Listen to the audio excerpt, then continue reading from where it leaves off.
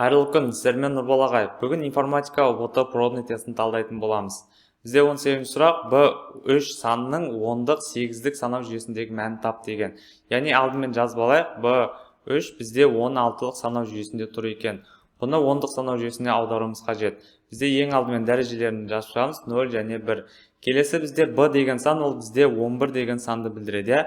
Оны көбейтеміз 16-ның жерде 1 дәрежесі. Жанына қосамыз 3 көбейтілген 16-ның 0 дәрежесі. Келесі бізде 16-ны 11-ге көбейтсек 176 деген сан шығады, оған қосамыз 3-ті. Тең бізде 179 деген 10-дық санау жүйесіндегі санды тауып алдық. Келесі бізде 8-дік санау жүйесіндегі мәнін табуымыз керек. Ол оңай болу үшін жаңағы шығарған 10-дық санау жүйесіндегі санды 179-ды бөлеміз 8-ге. 8-ге бөлгенде біз мына жерде 22-ден береміз, 22-ні 8-ге көбейтсек 176 деген сан шығады. Азайтамыз, бізде 3 қалдық қалады екен. 3 қалдықты белгілеп аламыз, ол бізге керек болады. 22-ні тағы да 8-ге бөлеміз. Бұл жерде біз 2-ден береміз.